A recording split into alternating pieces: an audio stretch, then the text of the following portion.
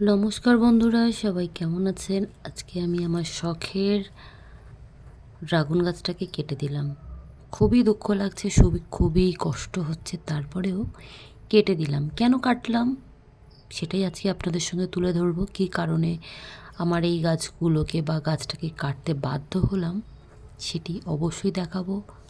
ছোট্ট একটা ভিডিও, আশা করি শেষ পর্যন্ত সঙ্গে থাকবেন।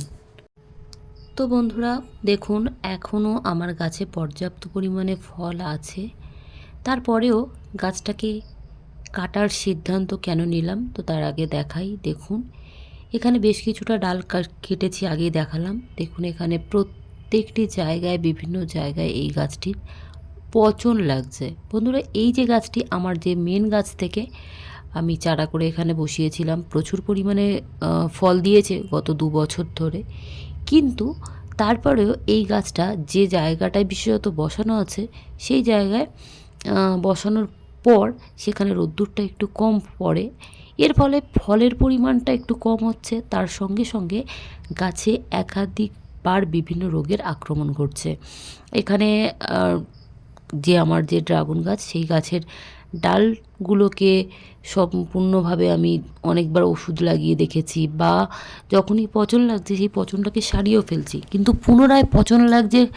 আর প্রথমেই আমি আপনাদেরকে দেখালাম যে ফলের কন্ডিশনটা, ফলগুলোকে ছোপ ছোপ দাগ পড়ে যাচ্ছে। সর্বোপরি ফলগুলো ভালো পাচ্ছি না, আর সেই কারণেই এই গাছটিকে কাটার সিদ্ধান্ত নিয়েছি। এখানেও দেখুন বারে বারে এখানে পচন লেগেছে, আবারও সেই পচন আমি সারিয়ে ফেলেছি। অবশেষে সিদ্ধান্ত নিলাম এই গাছটা আর আমি আমার ছাদ বাগানে এই জায়গাতে রাখবো না। অর্থাৎ এখানে রোদ্দুরটা কম পড়ার জন্যেই কিন্তু আমার মনে হয় এই ড্রাগন গাছের এত রকমের প্রবলেম।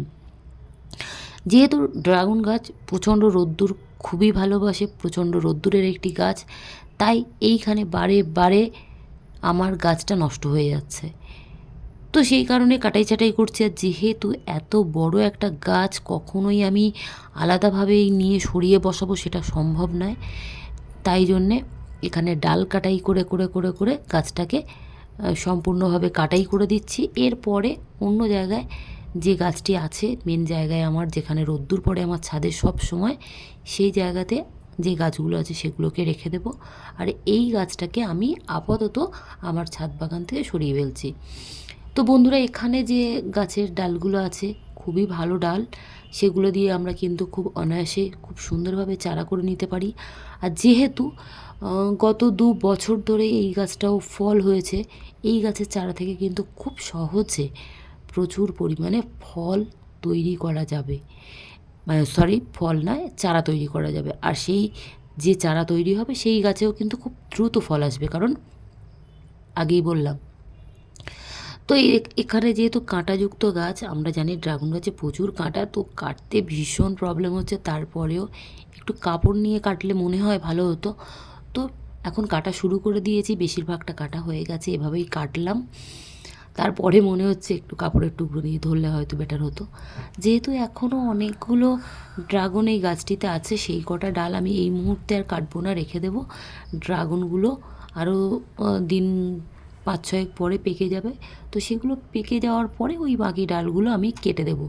আর এইখানে আমি অন্য কোনো গাছ বসাবো যে গাছে রোদ্দুর কম লাগলেও পর্যাপ্ত ফুল ফল আসবে, সেরকম কোনো গাছ এখানে আমি লাগিয়ে দেবো। তো বন্ধুরা, আমরা যখন যেহেতু ছাদ বাগানে বিভিন্ন রকম কাজ করি, ছাদ তো আর একটা মানুষের প্রচুর পরিমাণে হয় না, ছোট্ট একটা সীমিত জায়গার মধ্যেই ছাদ দেওয়া থাকে, আর জায়গার অভাবেই মানুষ ছাদে বেশিরভাগ সময় এখন গাছ করে।